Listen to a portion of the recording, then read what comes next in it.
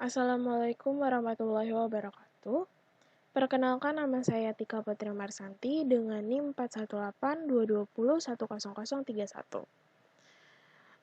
Pada kesempatan kali ini, saya akan menjawab pertanyaan untuk ujian akhir semester mata kuliah komputer masyarakat.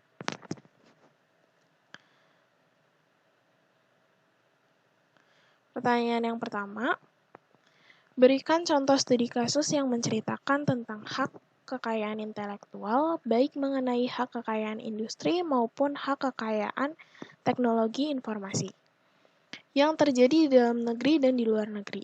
Berikan 3 buah studi kasus dalam negeri dan juga 3 buah studi kasus di luar negeri. Yang pertama itu studi kasus di dalam negeri. 1. Kasus Prayoga dan Brahmana. Pada tanggal 28 Agustus 2008, Prayoga yang berkuliah di Institut Teknologi Bandung mendapat laporan bahwa karya desain miliknya digunakan oleh seseorang tanpa seizin dirinya. Untuk kasus yang kedua, yaitu kasus PT Nirwana Arvindo Mahaputra dan juga Hairo. PT Nirwana Arvindo Mahaputra merupakan perusahaan yang bergerak di bidang desain grafis, termasuk untuk memasarkan dan memperdagangkan karya miliknya secara nasional hingga internasional. Pada tanggal 21 Januari, PT tersebut membuat web resmi dan juga mengunggah karya melalui situs tersebut. Lalu pada tanggal 13 Februari 2008, salah satu pihak PT tersebut mengetahui bahwa salah satu desain grafisnya digunakan tanpa seizin seseorang dan juga diakui sebagai hak miliknya dengan orang beridentitas Hairo. Yang ketiga, kasus PT Idea Field Indonesia dan juga Medians. Pada tanggal 13 Juni 2008, PT Idea Field mengunggah katalog produk desain yang sangat lengkap ke situs Elance. Kemudian, PT tersebut mendapat laporan dari Elance bahwa katalognya digunakan tanpa izin oleh Medians dan juga lambang dari PT Idea Field Indonesia menjadi lambang Medians yang mana berhasil menarik beberapa pembeli. Untuk kasus luar negeri, yang pertama pelanggaran hak cipta oleh MovieTube. Di Amerika Serikat, beberapa studio film menggugat situs bernama MovieTube atas tuduhan pelanggaran hak cipta.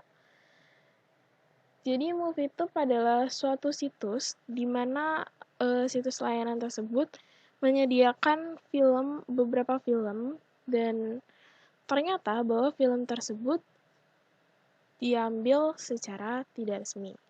Diunggah kembali dan juga film tersebut adalah film bajakan dan beberapa acara TV yang juga termasuk bajakan. Untuk yang kedua, itu adalah pelanggaran hak cipta oleh Spotify. Perusahaan streaming music Spotify dituntut oleh Vixen Music Publishing dikarenakan Spotify menggunakan ribuan lagu, termasuk lagu-lagu dari Tom Petty, Neil Young, dan juga The Doors, tanpa lisensi dan kompensasi kepada penerbit karya musik tersebut. Vixen selaku pemegang lisensi eksklusif menggugat ganti rugi dan kompensasi setidaknya senilai 1,6 miliar dolar. Yang ketiga, kasus dari pelanggaran logo sepak bola. Manajemen klub sepak bola asal Manchester, yaitu Manchester City, memberikan peringatan kepada klub sepak bola Santiago City dikarenakan klub Santiago City diduga meniru logo The Citizen dari Manchester City, sehingga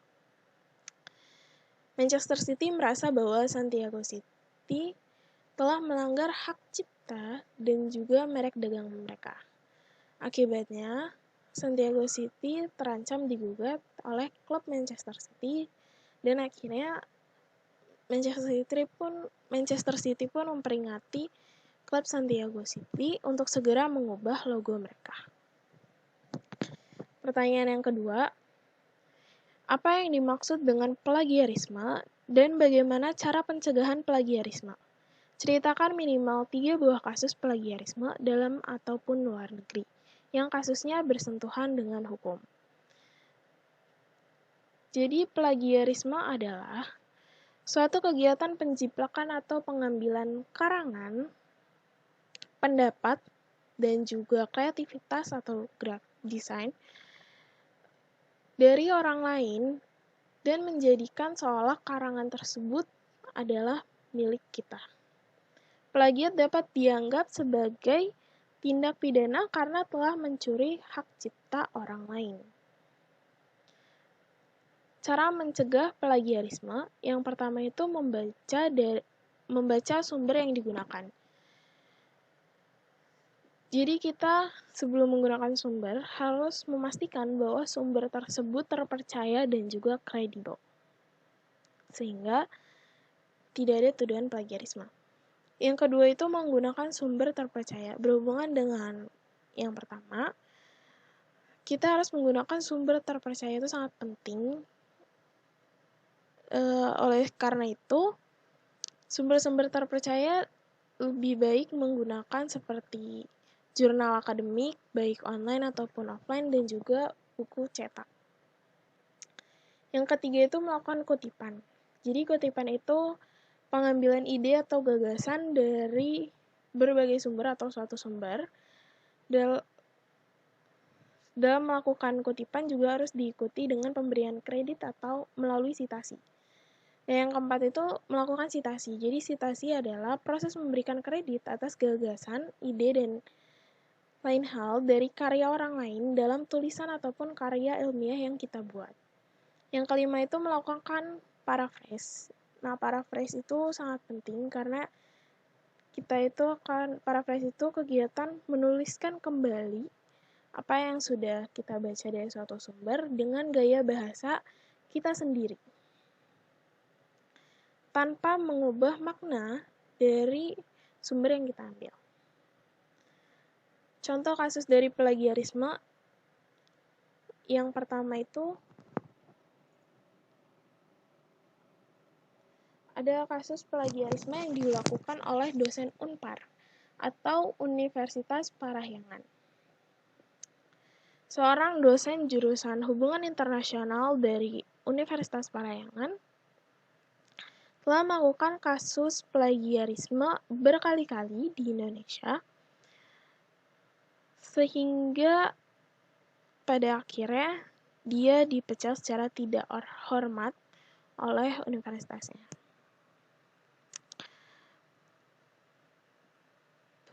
Plagiarisme yang dilakukan untuk artikel opini di koran, tepatnya di koran di Jakarta Post sekitar tahun 2014. Yang kedua, kasus plagiarisme yang dilakukan oleh 3 dosen UPI. Sekitar tahun 2012 lalu, 3 dosen Universitas Perguruan Indonesia sedang melakukan uji karya tulis yang digunakan untuk meningkatkan jabatannya, yaitu untuk menjadi seorang guru besar. Namun sayangnya naskah tersebut ternyata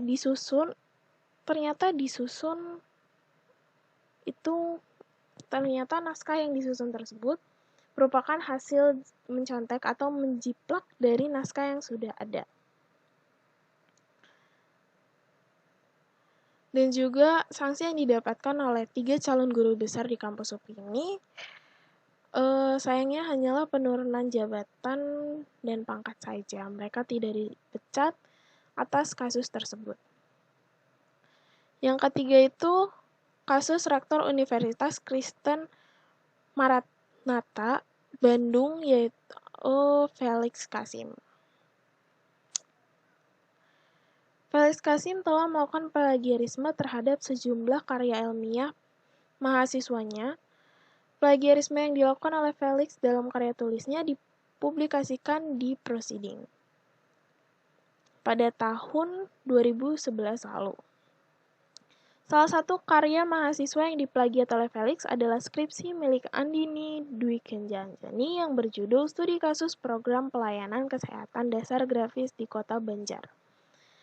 Felix mengubah judul dari skripsi tersebut menjadi A Case Study Free Basic Healthy Service in Banjar City, West Java.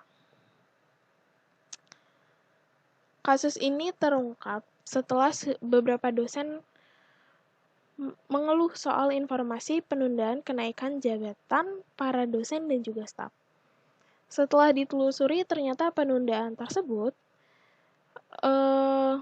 adalah dampak dari ulah Felix yang telah melakukan plagiat. Pertanyaan ketiga, jelaskan pengertian masyarakat informasi dan berikan contoh dalam sebuah studi kasus. Jadi, masyarakat informasi merupakan suatu keadaan masyarakat di mana kualitas hidup, prospek untuk perubahan sosial, dan pembangunan ekonomi bergantung pada peningkatan informasi dan juga bagaimana pemanfaatan informasi tersebut.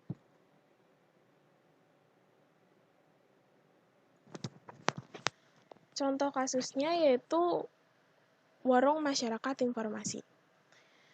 Depkominfo telah membentuk warung masyarakat informasi atau Warmasif di Indonesia di beberapa kabupaten dan kota yang mengoperasikan aplikasi berbasis website. Dan layanan yang tersedia seperti aplikasi EUKM, layanan informasi kesehatan, dan perpustakaan digital akan mampu berperan sebagai sarana pengembangan usaha, layanan pendidikan masyarakat, layanan informasi kesehatan, dan juga informasi-informasi lainnya. Sehingga diharapkan melalui perangkat tersebut, pelaku usaha, koperasi, dan usaha kecil, serta usaha menengah ke atas, usaha kecil menengah atau UKM, dan yang lainnya akan semakin mudah mencari informasi, dan juga mereka akan semakin memasarkan hasil usahanya dengan mudah secara global ke seluruh penjuru dunia. Untuk pertanyaan yang keempat, ceritakan mengenai semua hal tentang diri Anda dengan menggunakan analisis SWOT. Yang pertama itu kelebihan saya. Yang pertama, saya mempunyai rasa bertanggung jawab yang cukup tinggi. Lalu saya juga suka untuk belajar hal baru, terlebih hal yang belum pernah saya ketahui atau saya pelajari. Yang ketiga itu saya cukup mudah untuk beradaptasi di lingkungan yang baru, sehingga saya juga bisa berteman dengan siapa saja. Yang keempat, saya penuh pertimbangan dalam mengambil keputusan, sehingga saya lebih banyak berpikir dan juga membandingkan antara keputusan yang satu dengan keputusan yang lainnya. Yang kedua itu kelemahan saya. Saya terkadang terlalu multitasking sehingga kurang produktif dalam mengerjakan satu hal. Jadi terkadang untuk mengerjakan satu hal saya kurang fokus sehingga hasil yang ada juga kurang memuaskan juga. Yang kedua, kemampuan bahasa Inggris saya yang masih kurang, terlebih dalam speaking atau berbicara dalam bahasa Inggris. Dan yang ketiga itu, saya kurang percaya diri untuk berbicara di depan umum. Saya lebih sering cenderung gugup dan juga terkadang saat berbicara atau presentasi di depan umum, gagap seperti itu. Dan yang keempat, saya cenderung menahan diri dan tidak melibatkan diri dalam hal apapun, sehingga terkadang jika saya masuk organisasi, saya kurang aktif dalam mengemukakan pendapat yang saya punya. Yang ketiga itu ada kesempatan atau opportunity. Saya memiliki kesempatan untuk belajar secara otodidak untuk menambah pengetahuan saya, seperti saya mengikuti beberapa pembelajaran di online mengenai bahasa Inggris untuk meningkatkan kekurangan saya. Lalu saya juga mengikuti pelatihan IT secara online.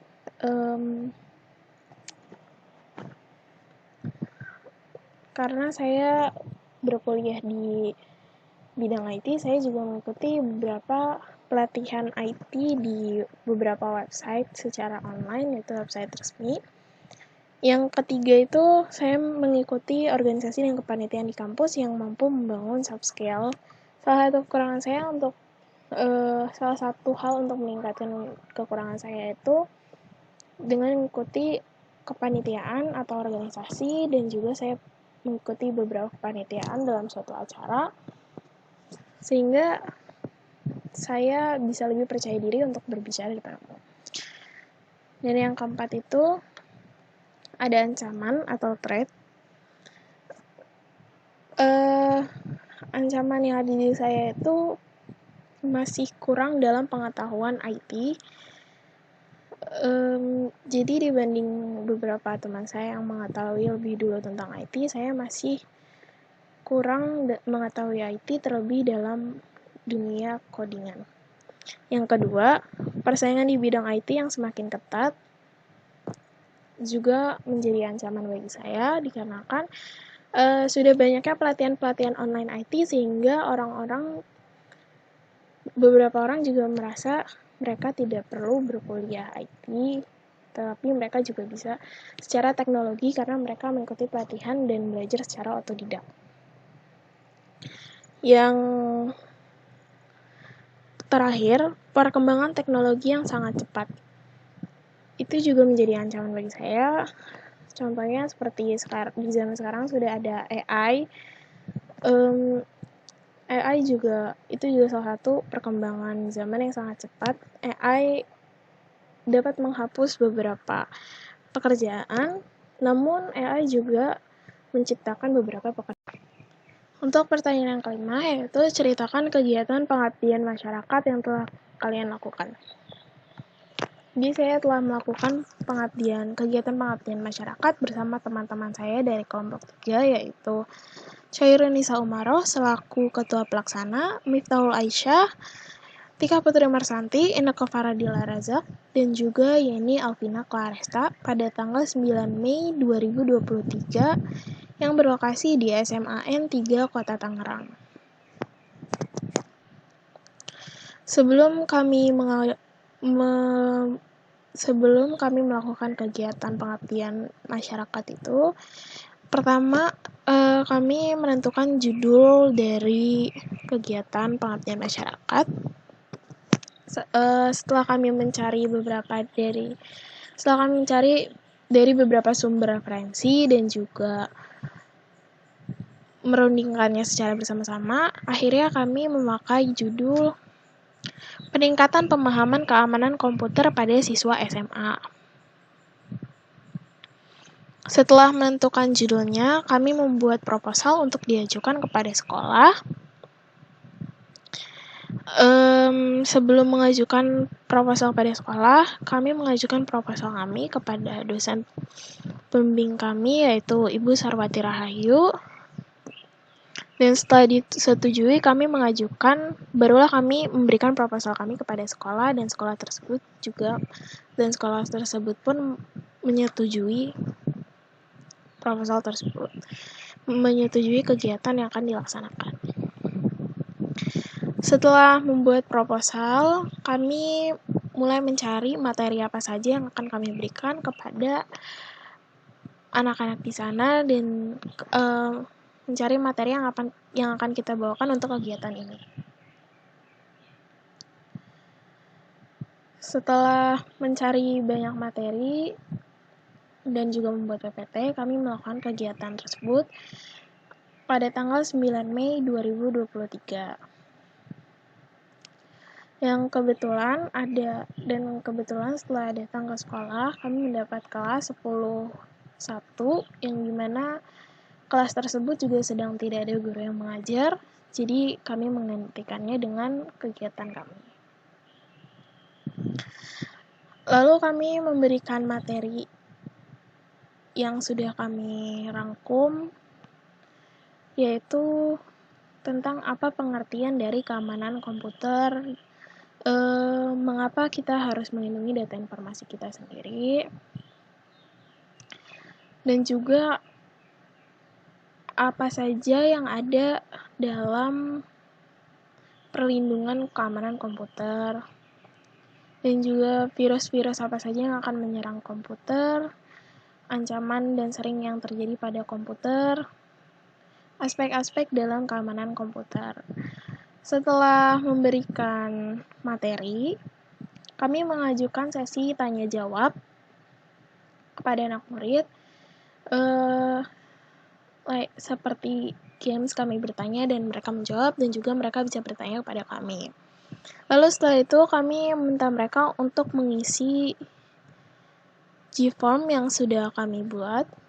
Ini adalah kuesioner G-form kami.